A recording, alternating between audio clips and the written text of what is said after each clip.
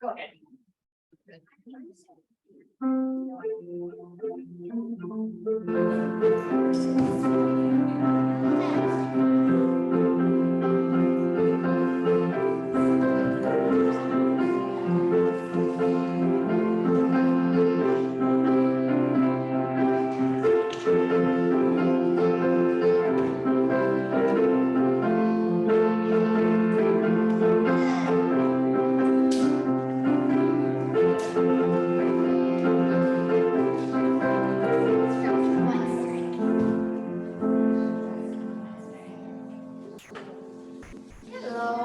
Strong people who made it this morning after our big party last night. It's always interesting to see who's able to get out of bed the next morning. So thank you very much. I'm Mary Ryan, and I'm leading today's service at the Unitarian Universalist Fellowship of Pottstown. And as I said, we celebrated our 55th anniversary last night. Yay. It was a lot of fun, as always. And the social hall in the back looks spectacular. And in here, we believe that every person matters, and diversity is a gift to be celebrated. We come from different backgrounds and communications, different backgrounds, and for different reasons. But we are all here because we have decided and made the choice to join this fellowship family. They're different every week. Our services are different every week, and you'll hear from a lot of different voices. Some you will agree with more than others. But we all hope to touch your heart and your spirit and your mind in some way. So whoever you are, wherever you are, we're glad to have you with us here today. And we have leftover cake and coffee and other stuff afterwards in the social hall. And Harley back there, I think basically we see her bun. Is our lovely pianist, and she by far and away won the best dress contest last night. Sorry about that. Okay, now time for announcements. If anybody has an announcement.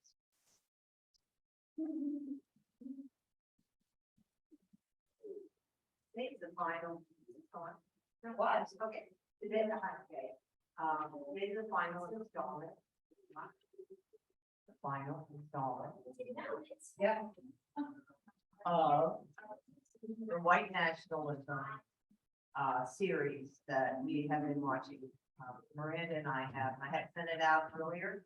Anyone wants to do that today to be a part of it? It's at 4:30. Let me know. I will send you the link to it. It's from brain after last night. Okay. It's sponsored by the First Baptist Church, and it's really interesting. And it's a new webinar, and then you get to go in and discuss, and it's very interesting. So the last one is today. If anyone wants to participate in it, let me know at 4:30.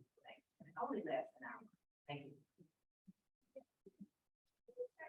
And a big thank you to Kate for herding all the cats and making that soiree into such a big success last night. Thank you.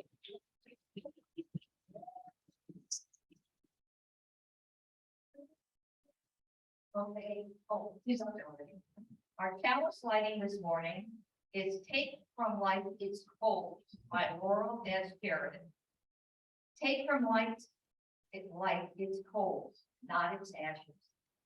Fan the flames of love and justice. Join hands and hearts in common endeavor. And there will be no limit to what we can achieve together.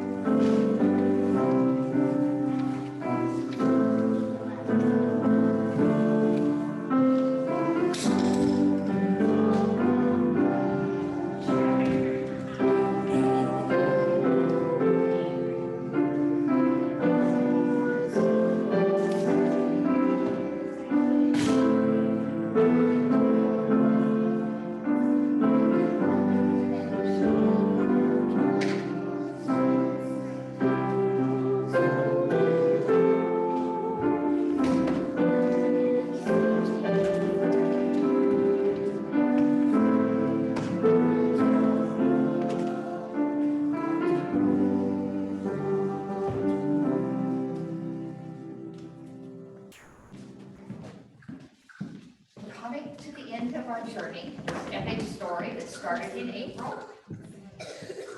And that one of our members said, not me, but he's sitting over there, the best story ever. And that he said, this is the most exciting part. And he's right, actually. It's a story of a fierce battle between man and nature, where nature throws almost everything she's got at them, but she does something else as well. She provides for them. She provides what they need to survive. She provides the strong ice that they can live on, the snow they can melt for water, the seals and the penguins to eat, and each of those provides something besides a meal. The steel blubber was used to fire so that they had oil for the stove. The penguins, believe it or not, penguins have vitamin C in them. And that stopped them from getting scurvy, which a lot of people did on other ones who didn't, didn't take what they were provided. So, because they didn't have any fresh fruits or vegetables. And they had a lot of stores. They still had biscuits and things like that left at the very end. So while there were battles between man and nature, they were also able to work together with nature, so that we even know this story. So my notes are exactly what it says here. Carly picked something Irish and lively with the early 20th century. So she's going to play Wherever We May Roam.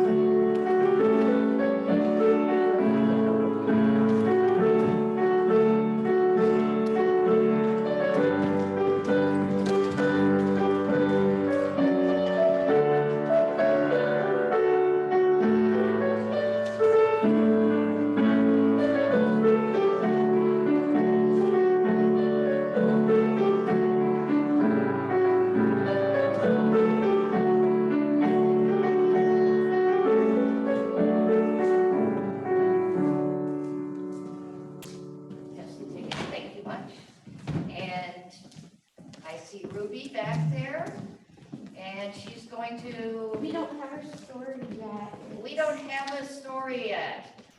Okay. So maybe 5 minutes, it went, I sent it to the office at USP email address, and apparently not, members haven't to them. Well, in that case, we will pass the basket. I have money in my pocket.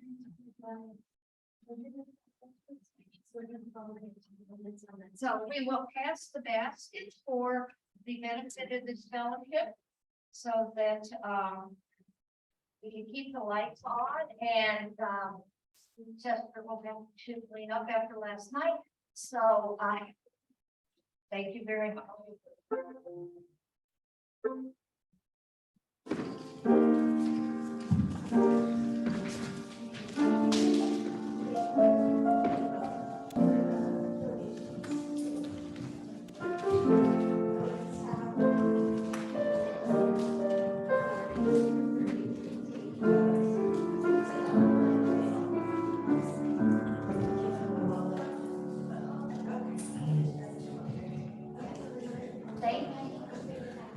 Thank you, everybody, for your generosity.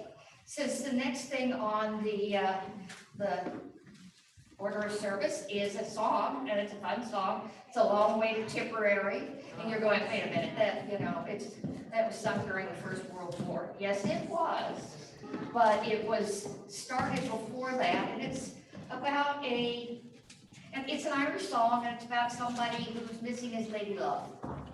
And he's Ireland, so he's gone off the.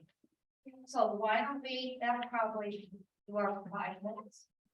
As we wait for it, so let's do, it's a long way to Tipperary, the words are in your order of service. So, turn my mic off, you don't listen to me. So, go ahead. You can stand up.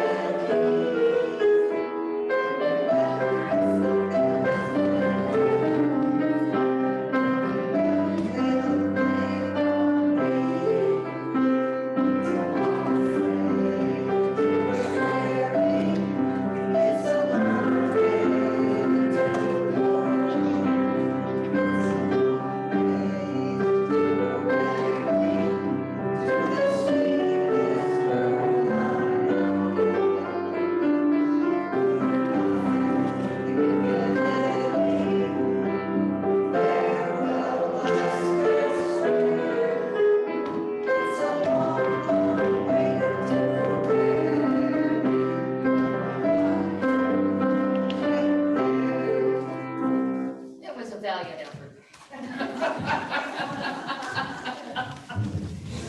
Okay.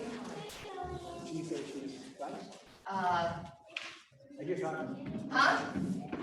What, I'm actually ready to start doing the talk now, and we haven't done the children's minute, so it's ready. Huh? We have it. Oh, you have it. Where's Miss Ruby? Must be in the office, I saw her. Oh, okay. Maybe she can do it after your talk. Want to do it after the talk? Or the kids, Yeah. Oh, they're gonna come. We're discombobulated. That's what parties do to people. You know, they just, you have a good time and the next day it's just. Hey, Miss Ruby's here. Okay. Emily, are you good? I have 1 and 3. Yeah, she sent them on order, but if you have one, Well, we'll start with 1. yeah. Have the 3 too. Let's get that at a time. Get back to mine.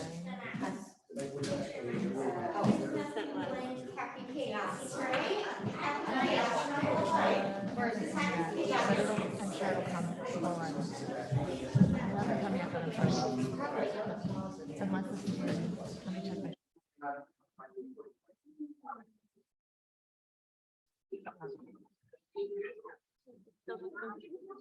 You have one?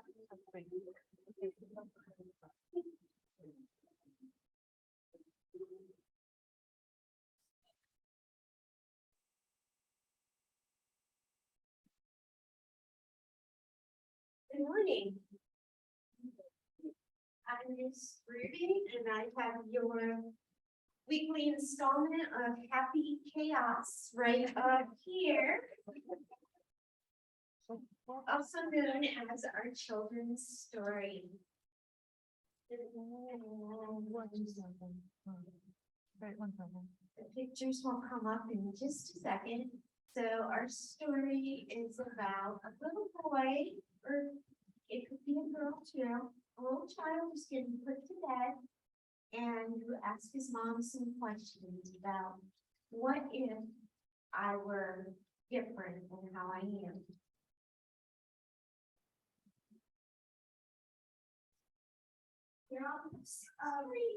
I have one of those interesting books where I think I have that book. It's called I Love You, Stinky Face. Yes. Do you? It's a good book. Nobody, I love you, Stinky Face. I can see it on my laptop. I can just take it down and turn it around. She's got it. Yay! Here we go. That's a weird name. I know, it's a weird name, but it's a good story, I promise. So, okay. So there's a mom putting her child to bed. We're moving on to that slide, and the mom says, I love you, my wonderful child, as she tucked me in. But I had a question.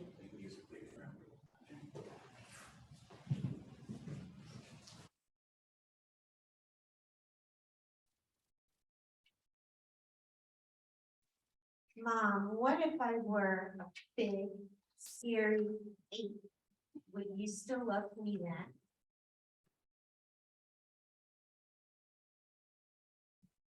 You were a big, scary ape. I would comb your whole hair self to make sure you didn't have any tangles. And I would make your birthday cake out of bananas. And I would tell you, I love you, my big, scary ape.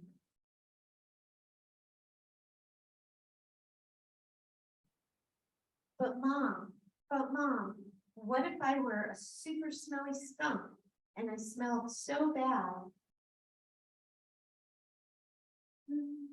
Emily, can you make this slide? There we go. And I smelled so bad that my name was Stinky Face.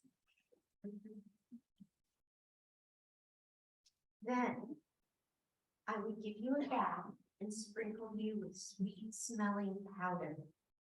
And if you still smell bad, I wouldn't mind. And I would hug you tight and whisper in your ear, I love you, Stinky Face. Yeah, we definitely gotta get the next set of slides up. Okay. Can you imagine if your mama whispered in your ear, I love you, Stinky Face? No, I just throw. I will inside your pillows, all my pillows. Maybe if you were a baby skunk, maybe you wouldn't mind, because maybe that would be your name. You would, okay. Well, your mommy would still love you. But mama, what if I were an alligator with big sharp teeth that could bite your head off? I always debate about that part of the story, but I think we might be on 3 of 3. Yeah, I can't find you. It didn't come through. You didn't come through? Okay. Okay. Then I would buy you a bigger toothbrush for your big teeth and make sure that you brush them every night so that they would stay healthy and strong. And if you had a sore throat, I would stick my head right inside your enormous jaws to make sure you were okay. And I would say, I love you, my ferocious alligator. But Mama, Well, I do have a book, but we're not gonna switch gears now. But Mama, what if I were a terrible meat-eating dinosaur with razor-sharp claws that ripped my sheets to shreds every night while I slept? Yeah, so some of the pictures got lost in space between the office and the computer back there. But only one or two more, and then we're back to the next file that they come through. Then I would give you plenty of meat to eat, if that is what you liked, and I would sew your sheets back together every day, because after all, ripping them would be an accident. And here's the mom giving her baby monster a pile of hamburgers. You see? Yeah. Yes. Yeah, I can't think of it. I can't think of it. No, let's see the next page. Let's see the next one. And I would tuck you into your newly mended sheets every day. And I'd say, I love you, my sweet, terrible little dinosaur.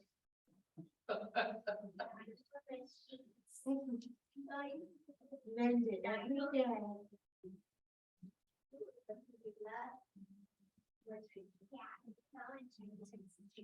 But Mama, what if I were a swamp creature with slimy, smelly seaweed hanging from my body, and I couldn't ever leave the swamp, or I would die? And then we're back caught up. This is the next page. Then I would build a house right next to the swamp, and I would stay with you and take care of you always. And when you splashed the surface, I would say, I love you, my little swamp monster.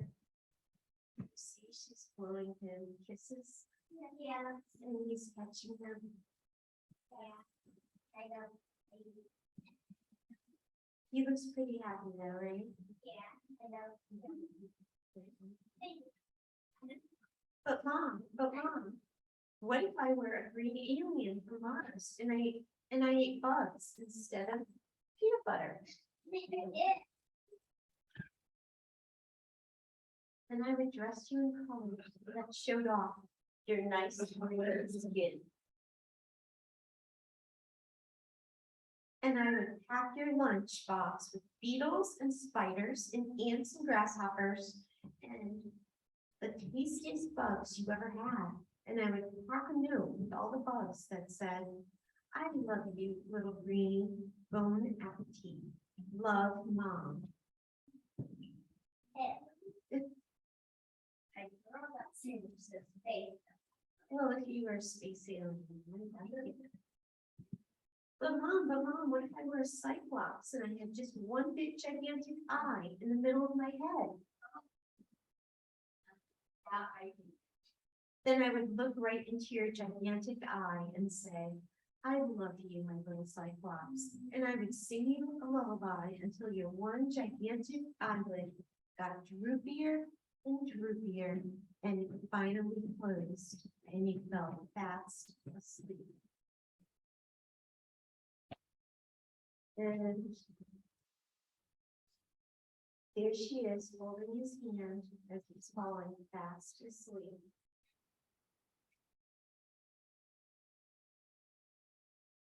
I love you, Mom, and I love you, my wonderful child. The end.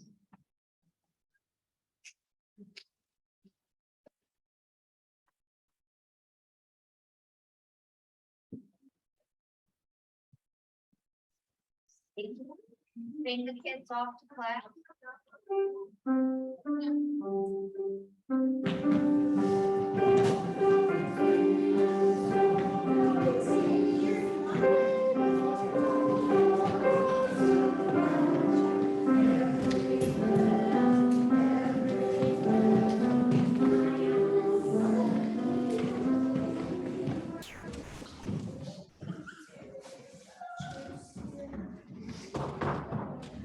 All right, well, no, I'm sharing my screen. Oh, there it is. Okay, cool. So, to those of you who've been through all the prior 3 chapters, we are at the end of our story. The 22 men on Elephant Isle watched as the 6 men in the James Caird disappeared. And they are, the little tiny thing up there. They could only hope that they would see them again. Thus, they turned around and started making their plans for the hoped-for return of their leader, Sir Ernest Shackleton. A key leadership skill of Shackleton was his ability to read people and to determine how to handle them as individuals. And in consultation with his right-hand man, Frank Wild, who was left behind with the 22 men on the island, with the other 23 men on the 21 men on the island. He took 5 men with him in the James Caird. They were chosen for 2 reasons. Some because they were needed or have any chance of success of making South Georgia Island, and the others because of their temperament. The 5 that went with him were Captain Frank Horsley, Mr. McCarthy, who I forgot to put his first name in here, Second Officer Tom Crean, Carpenter Harry McNeish, and Seaman Timothy McCarthy and John Benson. Worsley's navigational skills made him a no-brainer. He was invaluable. Without him, they wouldn't have gotten as far as they got. McCarthy was popular, young, and very strong. Crean was an experienced sailor who followed orders, a little rough around the edges, like McNeish. And Vincent probably, like McNeish, and Vincent probably wouldn't have been able to handle the waiting on the island. He thought that McNeish and Vincent just would just couldn't deal with it. So he brought them with him. Plus, there's another reason he brought McNeish. He was one whale of a good carpenter. And he thought if they ran into ice or any problems, he would be able to make repairs of that little boat. He had worked on it during the, while they were on the island.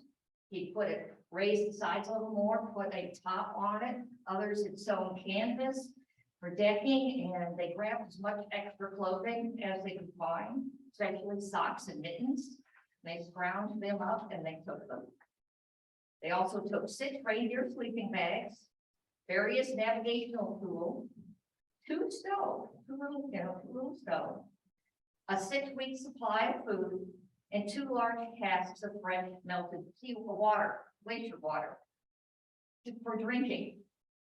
When they tried to launch, the boat was too heavy. All of them, they just could not move it, all 28 of them.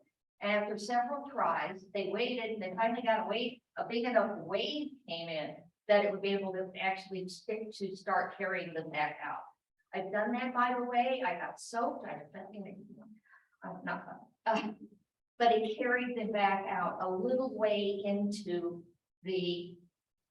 just enough to get them off the land and into the water so that they could load about 500 pounds of ballast sacks and another 500 pounds of rocks.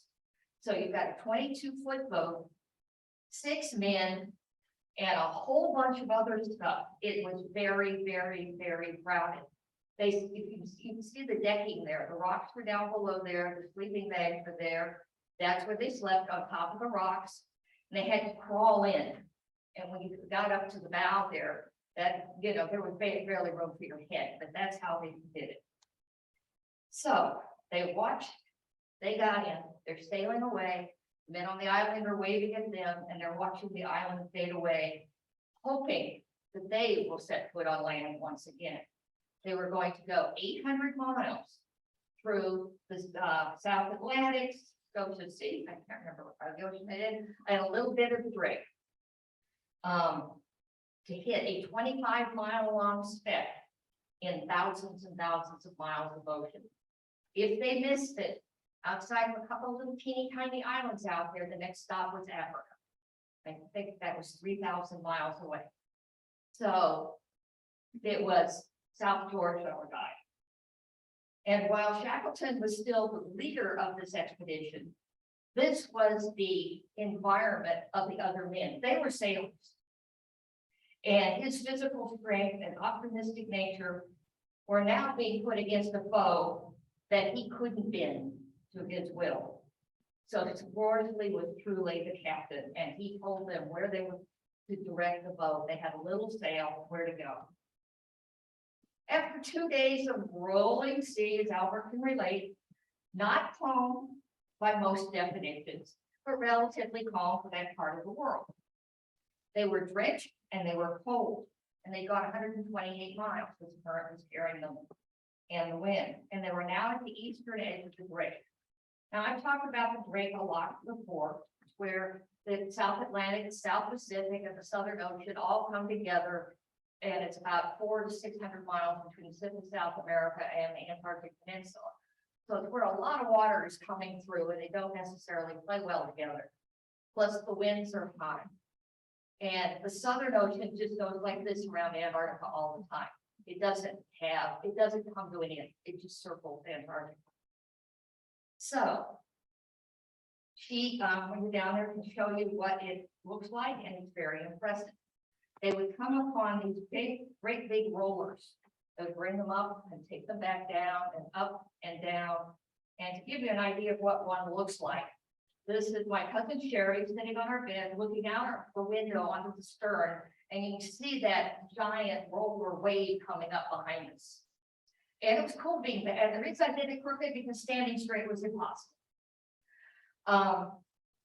That would come, and we knew that the next thing that was going to happen is it was going to come under us and lift us. So that's a pretty good size, and you can see what it looked like. The waves in the Drake, the book said they got up to 90 feet. I've heard that no, it's about 33, 35 feet. It's about the height of the waves. We got 30 footers that hit the bridge. And you can see the first arrow where the bridge is. So that was about 30 feet. And then I pointed to how high that wave was coming behind us. So they got pretty good size. And they were not this calm, but they were not as bad as we got. So they had lots of rollers. And in addition to making you wet, you really get the stomach is high. You really get seasick. And some of them were not feeling too well. And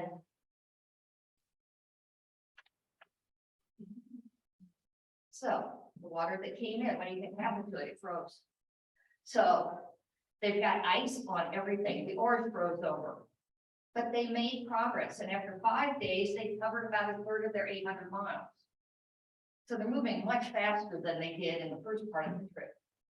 And at one point, around as dawn came, and nights were not very, let's see, no, nights are short this time of year. No, nights are long this time of year, this is summer, winter. At one point, when they came, they saw the boat, all of it above the water line was encased in ice, several inches thick. And of course, that's too much weight, they're going to sink. So they had their sea anchor out, which is something that is used in rough seas to stabilize the boat and to slow it down. Well, it was also covered in ice, and it was actually starting to pull them under. So they got an axe. You had to be very careful that when you only got ice and you didn't get wood. And so they started hammering at the ice on the side of the boat. And then the sea anchor broke away a little bit. It was constantly overcast, so they didn't know, okay, we're moving, but are we going the right way? We can't tell because they couldn't, you need the sun, you need the sky to be able to take a reading. And once when they thought, oh, look up there, there's that skies are clear, and no, it's a giant wave. And this wave that poured down over them, probably one of those 35 footers, and it dropped so much water on them that at one point they didn't know if they were right side up or not. They said they could have been upside down. The reindeer bags started to disintegrate. And then they discovered one of the casks of water, which had fallen into the sea as they were loading it, was brackish. It got seawater in it. And somehow even reindeer hair managed to get in there. But you had no choice, you still had to drink it. So they were May 6th, 13 days out, and they had a week's supply of this lousy brackish water. So their rations were cut, they were horribly thirsty, but getting to South Georgia was even more urgent. So they got a little sun, Worsley got a reading. They were 91 miles away. So the next day, Worsley's guess with how they were moving was that they were 12. If his readings were correct, they had not seen land yet. They just saw this, probably less, more fog. They looked for the 10,000-foot mountains. Nothing was there, just water.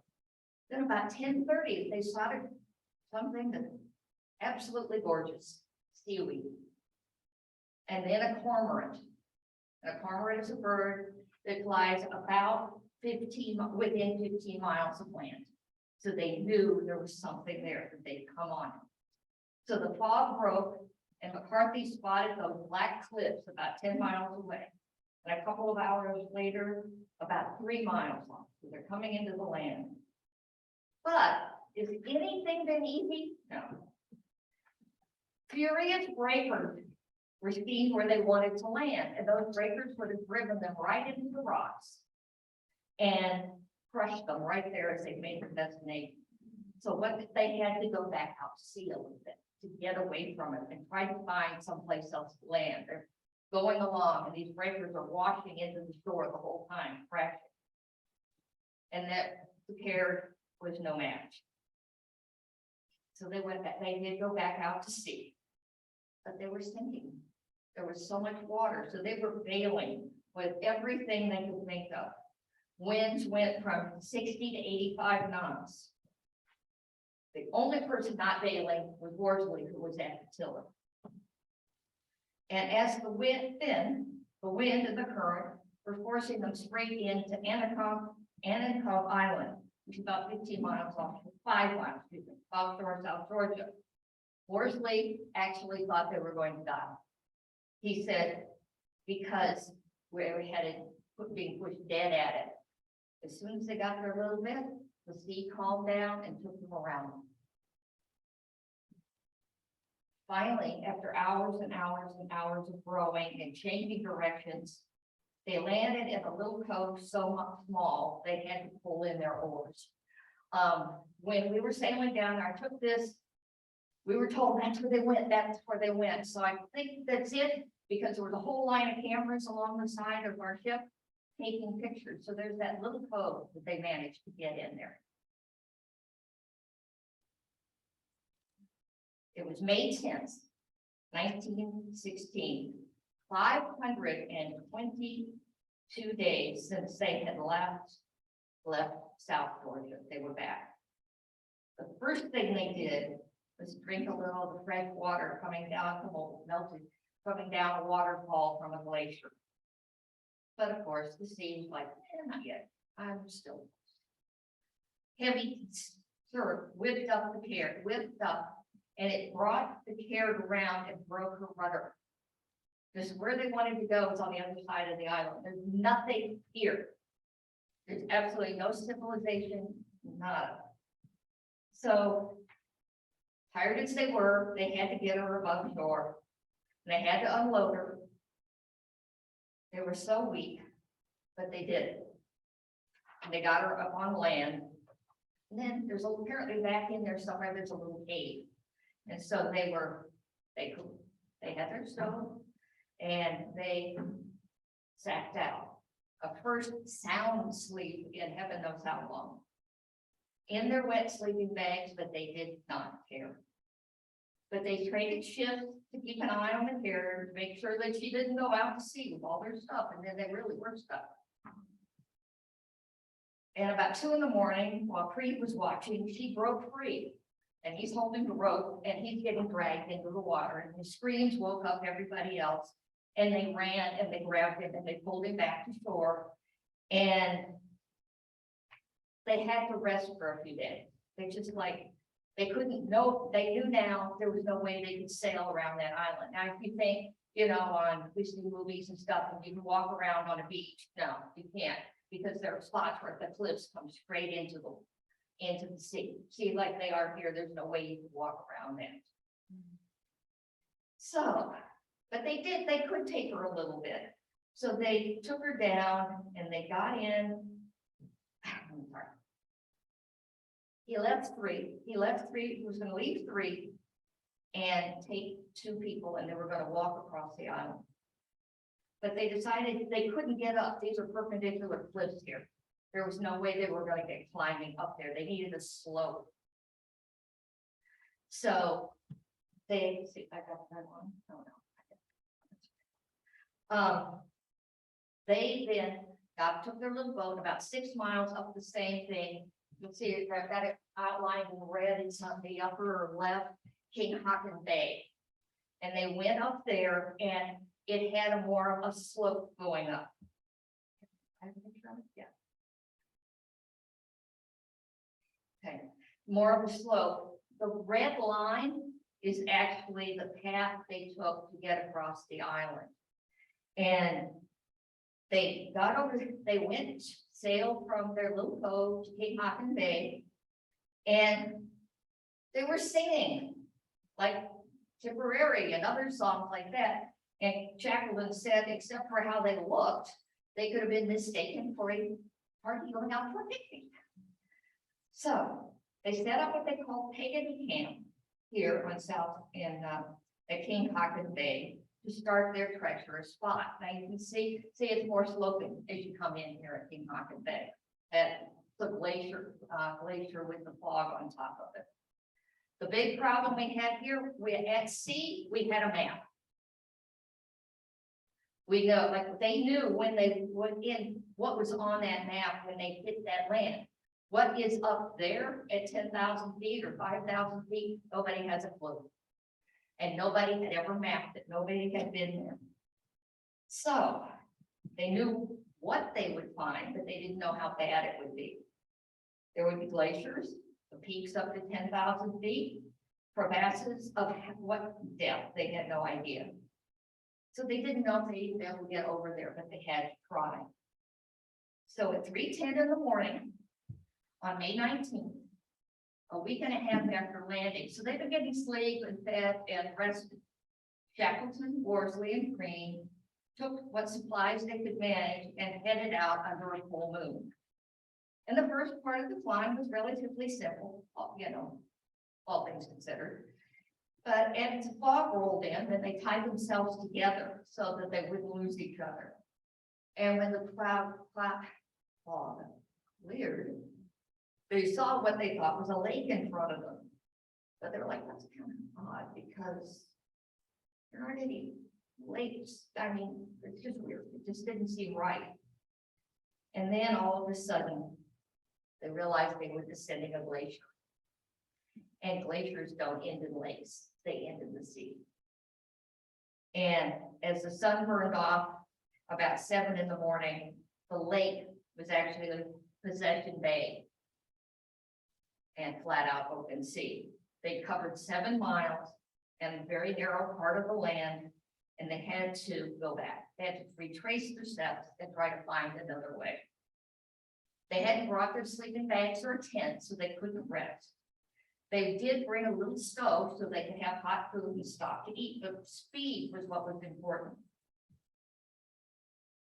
They looked and they saw, okay, we got little range of mountains over there.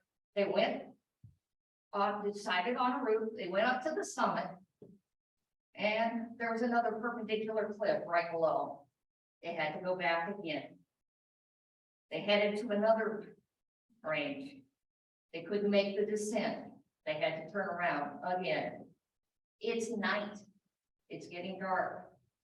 They were at 4,500 feet and they had to get lower so they didn't freeze to death up there overnight without shelter and temperatures dropping to 0. They climbed a third mountain. Their legs were like rubber. At the edge of the top was so sharp that Shackleton could straddle it while he was sitting there seeing what was down there. They were losing their life. It was dark. The fog was thickening. And Shackleton had decided, and Alan knows what's coming. Shackleton decided they had to go down. And so Shackleton started digging steps down the side of the mountain. And after a while, he realized, I can't do this, it's gonna take hours, and we'll be dead in hours, it's too cold. He said, the only way down is the slide.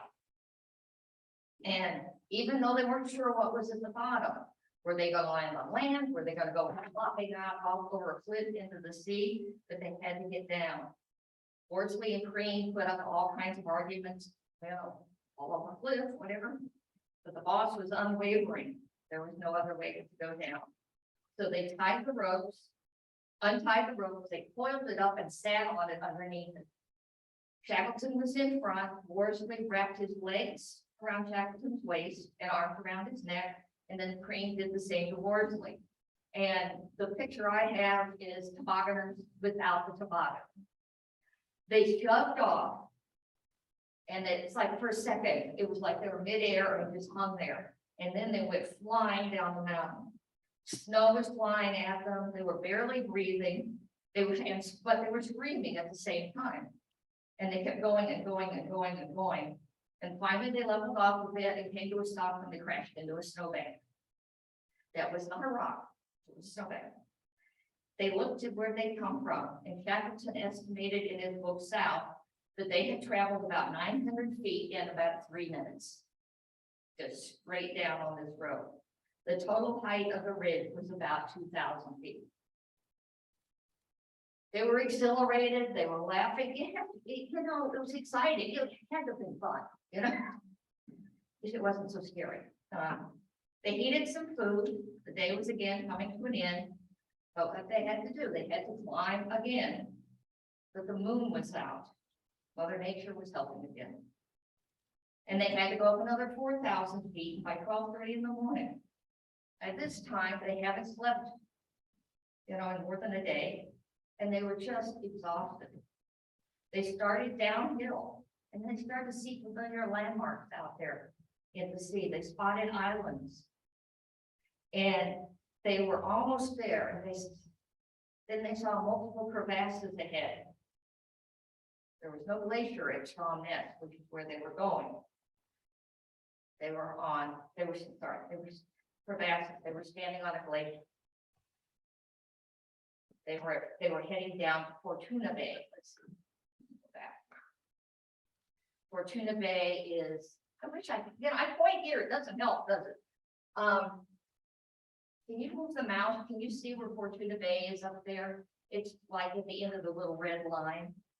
And then Strongness is just, there's Strongness and Fortuna Bay. They're very close to each other. But there is there's a mountain, a little, you have a climb between them. They climbed again, they were retracing their steps, and part of the way up, they came to more ridges because that's what they do. But these had a pass through them. It was now 5 in the morning on the 21st. And they sat in a circle for warmth. They had to stop. They were stopping a lot of people at this time. And Crean and Worsley fell fast asleep. And Shackleton started to nod off and roused himself because he knew if he fell asleep, that was it. It was fatal to go to sleep because they would freeze to death. So he let them sleep for 5 minutes. They woke them up and told them they'd been asleep for half an hour. And they started to climb to the top of the ridge, fearing it would lead to more disappointment. But it didn't. It was sort of a gentle grade down, and Strongness was off in the distance. But of course, there's more climbing. And you know how I don't know, but you look at mountains, they're up and down, they do all kinds of things. Crean and Worsley prepared some food, and Shackleton went up a little to see what was over the next ridge. Wasn't great, but it wasn't horrible either, not like relative what's good and what's bad. Some Asians these days. And all of a sudden they heard something. Like whoop, whoop, whoop. It was 6:30 in the morning, and that was the whistle waking the workers at Strongness. It was the first time they had heard a sound not made, a human sound not made by themselves in a year and a half. He hurried back to the others and told me, he said, I think I heard this, but and so they ate very quickly, and they knew there was going to be a whistle at 7 o'clock. So they're watching their watches and listening for the 7 o'clock whistle, calling them in to work. and it came and they heard it clearly. They took a last supply, just a little supply of rations, climbing, descending. They followed a little stream that ended in a waterfall.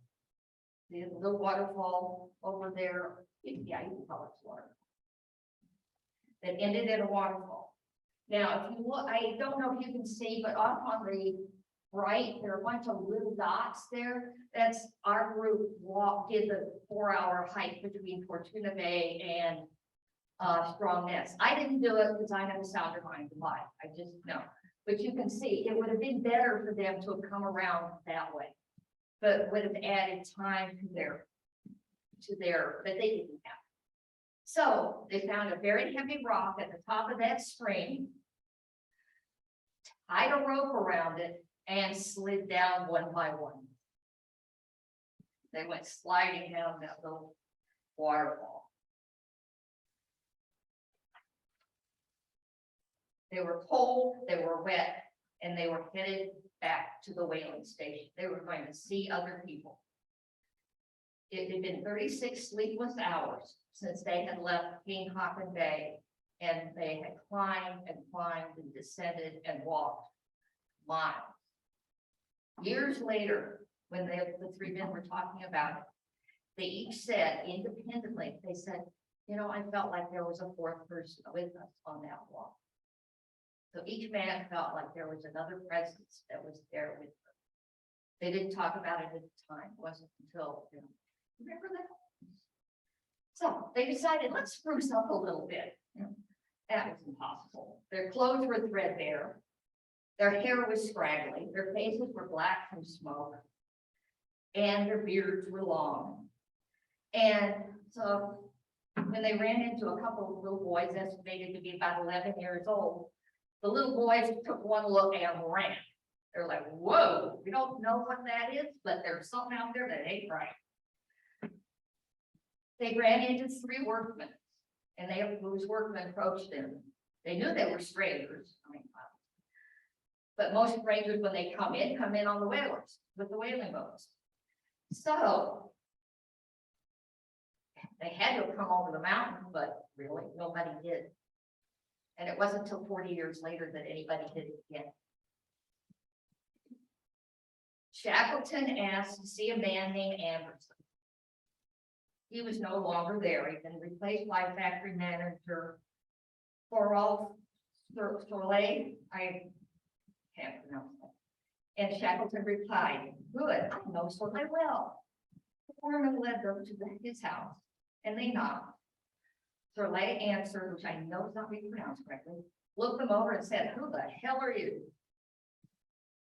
The answer was quiet. My name is Shackleton. Soleil was stunned and he was overjoyed.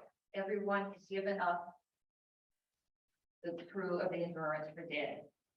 And then they were invited in to have a bite to eat. And Shackleton said we weren't fit to come into anybody's house. But then they did something they hadn't done in ages. They got a bath and they got a haircut and they shaved their beards. After dinner, Worsley got on a whaler and he went to collect the 3 men on the other side of the island. And one of them, I think it was McNeish, was kind of crushed that none of the 3 that had gone over had come to pick them up. They didn't recognize him because he was clean and they hadn't seen him that way in a long time. So they all got back to Strong Nest. There was a big party celebrating everything. And all the whalers, especially, like, you did that in that? Oh my God. The next morning, Shackleton set out to go back. I mean, he's getting ready. He wants to get back to Elephant Island and rescue the other men. So on May 24th, he made his first try. He was forced back by the sea. Another attempt, he had tried again. It failed. He tried again. It failed. Finally, he convinced the Chilean government to let him use a tugboat called the YELCHO, Yellowstone, I think. And he set sail on August 25th. The men on Elephant Island were about to lose hope when George Marsden, the expedition's official artist, climbed the lookout to do some sketching. and he saw a small boat offshore, and he ran down below and to tell the others, and they started to set a signal. They wanted to set up smoke for a signal fire, but it just started a big fire. Have you seen that? It's like, but the boat was already, it knew where they were, and it was coming to shore. They easily recognized the sturdy square shape of one of the two men in the lifeboat coming to shore. Shackleton shouted to ask if they were all right. All well was the reply. He was in such a hurry to make sure that they were able to get everybody off the island and onto the Yellowstone that he spurned Wild's invitation to see how they'd set up their little hut. They were now all aboard the Yellowstone. Soon they would be heading to Punta Arenas, Chile, and civilization at last. They had failed to reach their goal. No one had set foot on the Antarctic continent, let alone walked across it, which was the start. That was why they were down. But they had achieved so much more. All 28 souls who boarded Endurance in South Georgia were heading home. It wasn't the same world they had left, but it was home. And they had survived. Their long expedition was finally over. They had survived for many reasons. Foremost in my mind is they never did give up hope. They had their moments, every one of them. But the men on Elephant Island, long after they should have come to the conclusion that no one was coming. I mean, they left in May, they didn't get back till the end of August. They kept going and looking for rescue every day. Today's gonna be the day, today's gonna be the day, until finally it was. It came from their faith and their respect for their leader, the boss, Ernest Shackleton. They couldn't believe he would fail to get them back to them, and they were right. He wasn't going to let that happen. He had his fears and his doubts, but he never let them take over, and he never let anybody know that he had them. And then, this may sound strange, all these men, but I think love had a lot to do with it. They were comrades on the ice, just as soldiers fight for those with them. The Endurance crew worked so that all of them could survive. I kept thinking about how this story relates to us here at the UFP. For me personally, after being in those seas and seeing the ice and feeling the wind, it just amazes me they pulled that off. And they did it. The strength and the will of the perseverance is incredible. While nowhere near as dramatic, for most of my 23 years here at the UFP, it's been that long, we have talked about our survival as an institution. We've had many things thrown at us over the years, such as the oil spill that depleted our savings and a pandemic that closed our doors for months. But we're still here because each of us values this place. Without it, something would be missing from our lives. We'd still see our friends, we'd still go to parties, we'd still have fun, but it wouldn't be the same as gathering here in this sanctuary each Sunday morning. Most of us would never even have met if we hadn't walked those doors one Sunday morning. And the example I use is Linda over here. We worked for the same company, we worked in the same building, we probably passed each other in the cafeteria. We did discover we were on the same email chains, but we never met in person until she walked through that door one Sunday morning. And I brought my free lunch card. So, oh, you were, and that started the conversation. So our interconnected web didn't show itself until we came here. The importance of the UUFP in our lives shows in all the things that we do, from the garden to the painting, at our labor of love Saturdays, the party, and of course the service. It says a lot about us through our persistence, determination, and love of this place and each other, that we're all here with our beautiful rejuvenated building, gorgeous grounds, and a positive bank balance. Many institutions of faith did not survive the pandemic, but just as Sir Ernest wasn't going to fail his men, we don't want to fail those who we see every Sunday, and those who work so hard to build not only this building and start and build this fellowship. the people we saw in that slideshow last night. This place gives so much back to us.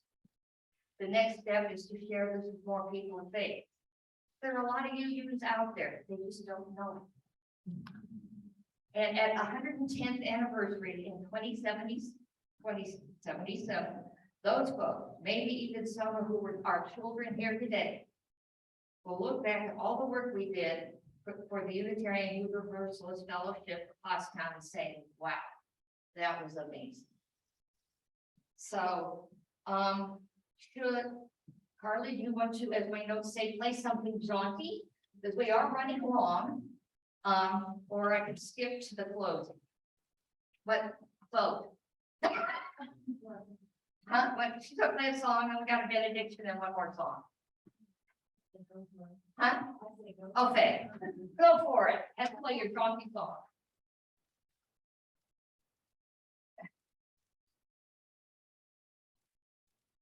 Poor Carly came this morning and said, what am I supposed to do? I said, well, here's what my notes say.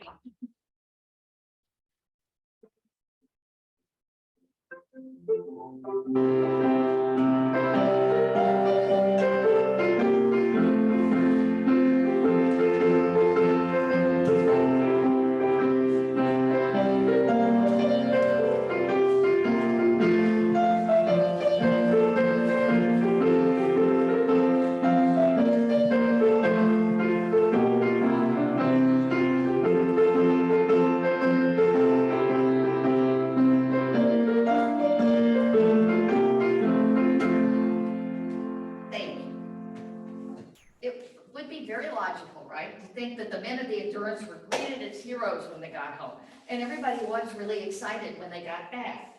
But it was 1916 and the Great War was raging. So their return leave, they had made, oh, they're back, and the next day there was some other story. And it wasn't until about 35, 40 years later that people realized, wow, that was actually a pretty incredible feat that they pulled off. But in 1916, Shackleton volunteered for the war effort and served in the army in Norway and Russia. Alfred Cheatham and Timothy McCarthy were killed in action. Most of the crew served on minesweepers. Doctors Macklin and McElroy served in France and Italy, and McElroy was wounded in France. Worsley won the Distinguished Service Order and earned the nickname Depth Charge Bill for sinking 3 German submarines. But the pole of the Antarctic never left Shackleton. He was heading back another expedition, this one to circumnavigate the continent, when he died of a heart attack in Gervingen on January 5th, 1922. He was 47. Macklin and Weil were among the Endurance crew were among the people that had been on the Endurance on this expedition. Dr. Macklin woke up Weil, who later wrote this diary. I sat up saying, go on with it. Let me have it straight out. He replied, the boss is dead. It was a staggering blow. So they were going to send his body back to England, London. And his body was in Montevideo when they got word that his widow Emily had said, no, I think he'd want to be buried there in Gervingen in South Georgia. So he was laid to rest. This is strongness, what it looks like now. If you can't get any closer, that's better. There we go. So, I'm sorry. He was laid to rest on March 5th, 1922. 100 years to the day, which is just too perfect. An expedition team using Worsley's navigational information found Endurance resting, standing straight up on the seafloor at 10,000 feet below the ice. And that's 4 miles south of where they estimated. It took them about a month. There had been another attempt in 2019, but the submersible got lost underneath the ice. It took them about a month, but they found it. They had a few days left before winter was going to set in, and they had to come home. Because of the cold of the water and the shortage of living organisms, although there's a couple of them right there, it's in good shape. You look, you can still see the caulk lines on there. After finding the Endurance in March, the Endurance 22 team, as they were called, sailed to South Georgia and left a picture of the sunken ship at Sir Ernest's grave, and they had the traditional whiskey toast, and then if you don't drink it all, you're supposed to throw it on the grave. And there, he is there facing south, which means his feet are actually where at the tombstone. It's exactly the opposite of how you think. And right there to his right is Frank Wild, and it says his ashes are there. Even more than the survival story. When this is the story of friendship and even love that transcends time and generations and people that never even met these people. It touches everyone who visits there or reads about the accounts. In fact, there was a story about the discovery in the Smithsonian Magazine yesterday. So, Alan, would you please, shall we say our closing, would you bring me, we extinguish our child's flame, but not the light of wisdom, the warmth of community, for the fire of community. These we carry in our hearts and in our hands until we are together again. And now Emily and Carly have prepared a special song. And this is, it's on the back of the tombstone, by the way. It's Robert. It's one of his favorite, one of Shackleton's favorite quotes. So they put it on the back of the tombstone. So whenever you're ready.